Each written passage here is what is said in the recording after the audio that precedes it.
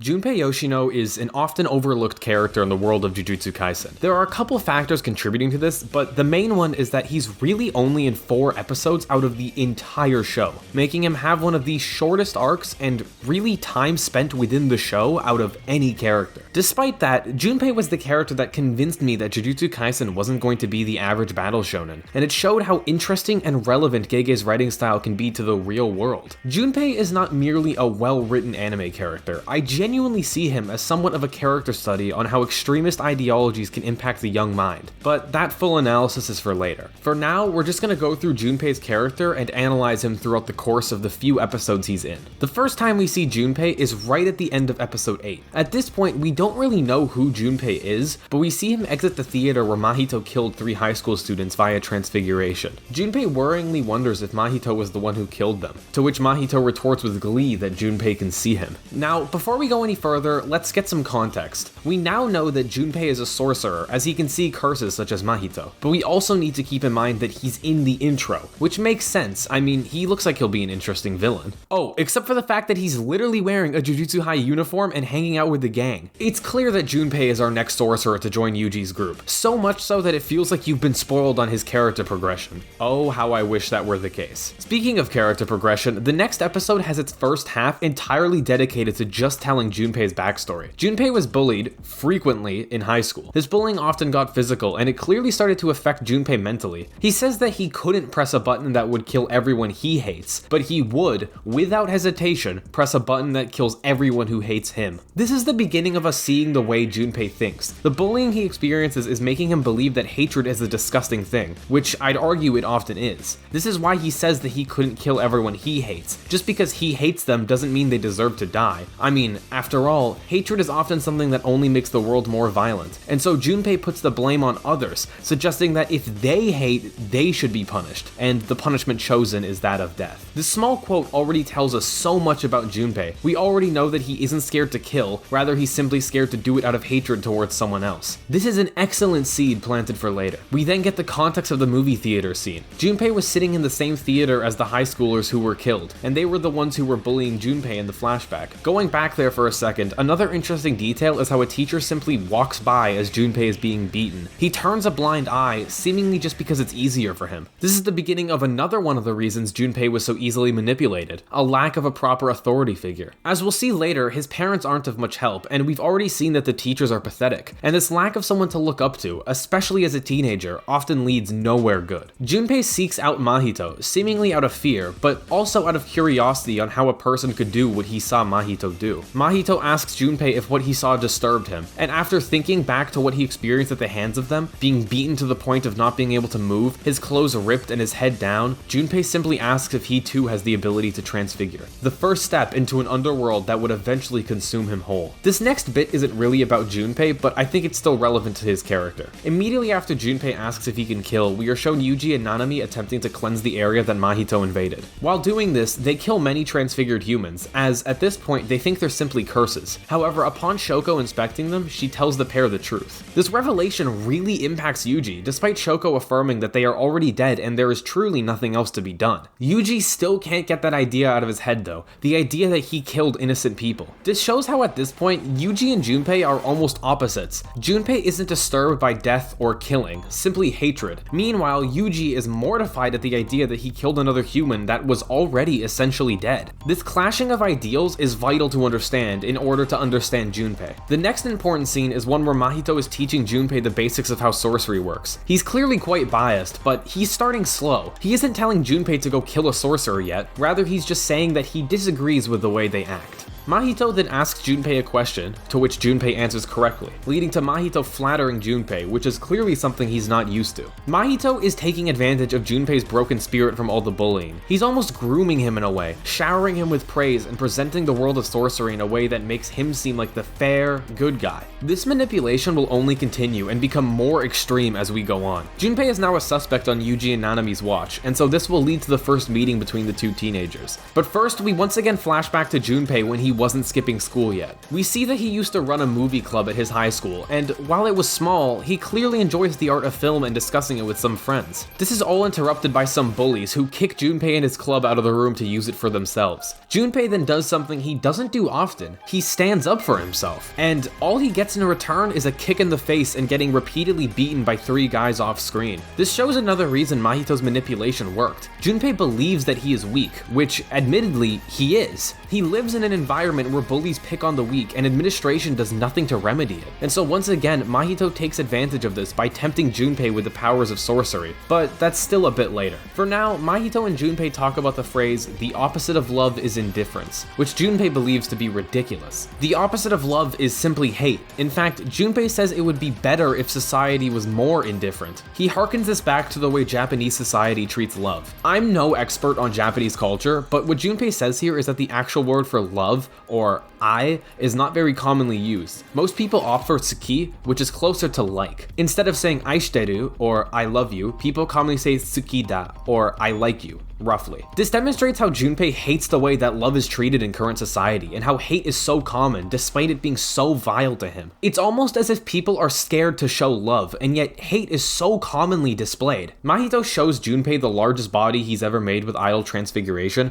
which doesn't really seem to bother Junpei at all. Mahito has successfully made Junpei not at all afraid of death or his transfiguration, which he clearly was at the theater. Mahito now begins to indoctrinate Junpei into a more hateful ideology. He reveals that humans have no hearts and instead operate on souls. This means that life is more so like a continuous cycle, or a river as Mahito describes it. This undoubtedly made Junpei care even less about human life. Mahito is somebody he trusts, especially on this topic since Mahito can literally see souls. The final nail in the coffin is when Mahito says he's on Junpei's side and that Junpei should kill anyone he hates. Despite that literally being the opposite of what he believes in, as said by his button speech in his introduction, Junpei doesn't really question Mahito. He has officially begun to take Mahito entirely at his word. As he's being stalked by Yuji, Junpei spots one of his teachers, the same one who was watching him get beaten up earlier. This teacher reprimands Junpei for skipping school, as well as not attending the funerals of his bullies, who he ridiculously calls Junpei's friends. This shows Junpei and the audience the true stupidity and ignorance of all those around him. These authority figures will never understand the real world. They don't know about sorcery, but thanks to Mahito, Junpei knows everything.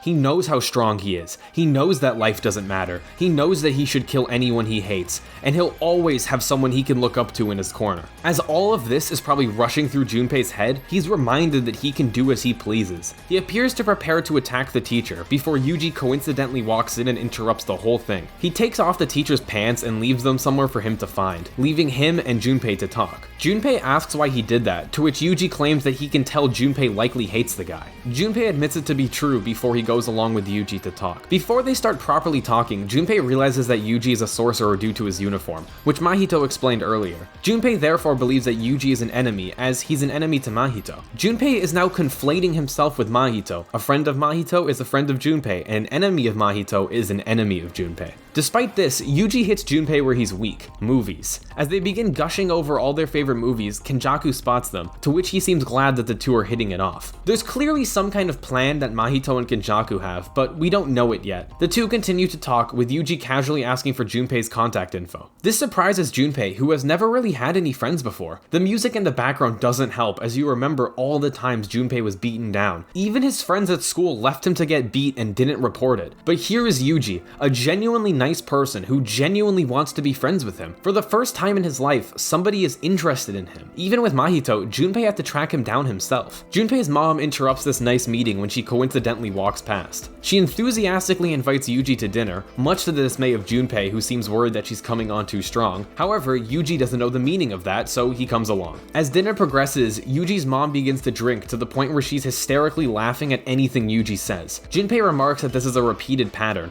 showing why he likely couldn't look up to his mom the same way he looks up to Mahito. She clearly isn't the worst parent of all time and cares cares about Junpei, but the fact that she lets him skip school and get drunk while his friend is over shows that she's likely a bit neglectful of him. Yuji begins to make movie references which lead to Junpei laughing instead of his mother. I'm not sure why, maybe it's because this is the only time we ever see Junpei laugh, but this scene always kills me on a rewatch. Yuji and Junpei are clearly such a good match for each other, and Junpei was so close to escaping the manipulation of Mahito. When his mom is asleep, Junpei asks a hard-hitting question. First, he asks if Yuji is a sorcerer, to which he answers honestly. But then he asks if Yuji has ever killed anybody, which Junpei sees as inevitable. Yuji's answer shows the exact error in Mahito's thinking. He says that once he kills, even if it's a bad person, the value of every human life will begin to come into question for him, and so he wants to preserve that by not killing as much as he can. Later that night, Junpei thinks about how humans have no hearts, and he even admits that Mahito saying this made him feel more secure. However, he claims that if killing would taint his soul in the way Yuji describes, he couldn't bring himself to do it. Junpei is now caught between the two forces in his life, Mahito, who is telling him that it's okay to kill, and Yuji and his mother, who clearly have a problem with it. While it may be easy to rationalize this in your own head, it's important to remember here that Junpei was manipulated by Mahito into believing that Yuji and all sorcerers are evil. Mahito was Junpei's guide into a new world, and therefore his idol. However, Yuji was starting to break some of that trust, even if it was unintentional. Mahito's hold on Junpei was beginning to loosen.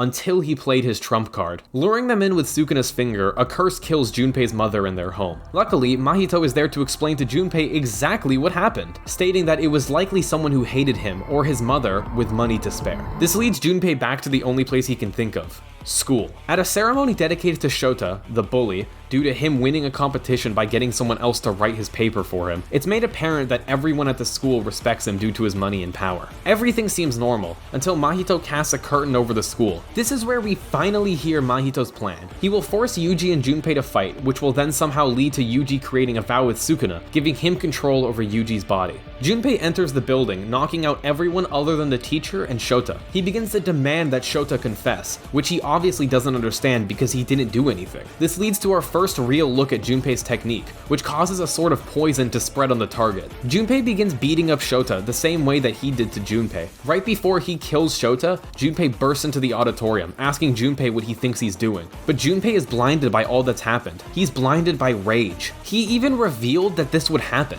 Earlier, he told Mahito that if his mother died, he may go into an uncontrollable rage against whoever was responsible. The fight between the two shows off the potential that Junpei had as a sorcerer. His Shikigami and Moondreg's ability are both really interesting, and I find it super unfortunate that we never saw him again. Midway through the fight, we flash back to Mahito telling Junpei about his abilities. Once again, Mahito promises that he can teach Junpei better than Jujutsu High, complimenting him in his technique in order to win him over emotionally. As they fight, Junpei genuinely can't understand why Yuji is preventing him from killing Shota. Junpei knows that Yuji knows that there are evil and ignorant people in the world, so why isn't he letting Junpei kill them? Junpei's mind is so fragile right now, and unfortunately, Mahito got to him before Yuji did, meaning that the situation was manipulated in a way to convince Junpei to kill. Yuji points out how Junpei is simply trying to justify his emotions and what Mahito says. Since Junpei looks up to Mahito, he attempts to rationalize every single insane thing that he says. He's been radicalized into believing that Mahito is the way to eliminate hate from society, despite the fact that Mahito is literally a curse born from the fact that humans hate each other. Yuji asks the heartbreaking question of whether Junpei would be able to tell his mom that humans don't have hearts, if he truly believes that. Junpei retorts by saying that humans certainly don't have hearts, because if they did, it would mean that the person who cursed him and his mom did it out of desire from their heart. The irony of this statement is that the true perpetrator was Mahito, who, in fact,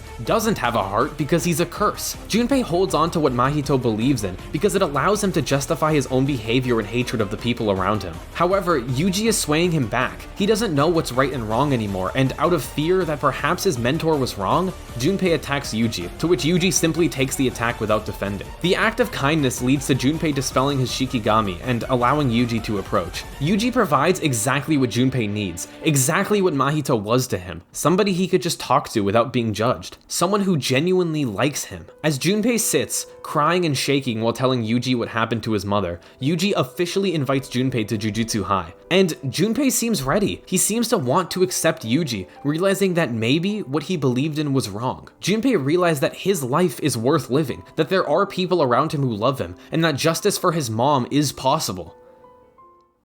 But that was never a part of Mahito's plan. Mahito suddenly attacks Yuji, to which Junpei begins to explain the situation to him, not realizing what is truly going on. Junpei assures Yuji that Mahito isn't a bad person before everything clears up in his mind. All the people Mahito killed, all the times he lied, all the times he manipulated Junpei, it was all for this one moment, where at the simple touch of a shoulder, the lives of these two promising young sorcerers would be changed forever. The final words Junpei ever hears are Mahito calling him as stupid as those Junpei calls stupid. This is something that only a cursed spirit would think. Junpei may have been naive, perhaps even as naive as those around him, but he was never stupid in the way they were. The bullies, his teachers, all of them were stupid for not understanding how vile they were being, how disgusting it is to hurt another human simply because it gives you pleasure. But Mahito can't see the difference between Junpei's naivete and the cruelness of other people, because to him, humans don't have hearts. Regardless of intention, Mahito sees stupidity as something objective. As he activates Idol Transfiguration, Junpei becomes a mindless zombie that attacks Yuji. Yuji refuses to fight back, going as far as to offer Sukuna anything in exchange for him healing Junpei. But of course, the King of Curses refuses. As Mahito's laughter dies down, Yuji's transfigured friend asks him for help. Tears shed down his face in his final moments, begging for life, until eventually, the transfiguration kills Junpei. An image is then shown of what could have been, Junpei hanging out with the rest of Yuji's friends. A teenager with so much potential to do good, but he just fell into the wrong circumstances. It wasn't Junpei's fault he was bullied. It wasn't his fault that his mom drank herself to sleep. It wasn't his fault that he fell for Mahito's manipulation. The only mistake Junpei ever made was seeking out Mahito, but can you blame him? He witnessed a person enlarge 3 people's heads to the point of death. Regardless of how innocent you see Junpei, he is a textbook case of how manipulation works on a young person's mind, amplified even more by the environment Junpei lives in. Mahito attacked in the 3 places where Junpei was weak. He had no mentor figure in his life. He felt physically weak, and he felt as though nobody liked him. Mahito gave him all of these things. He was Junpei's guide to the world of sorcery. He showed Junpei how to use curse technique, and he showered him with praise, and he was careful to never fully disagree with him. Junpei died crying and begging for his life while holding on to the one true friend he ever had, a preventable death that was spurred on by the hatred of humanity, both figuratively and literally. Junpei deserved a chance to let his talents shine. Junpei deserved loving friends. Junpei deserved to have a living parent. Junpei deserved to have a person to talk to about all his favorite movies. Junpei Yoshino deserved better.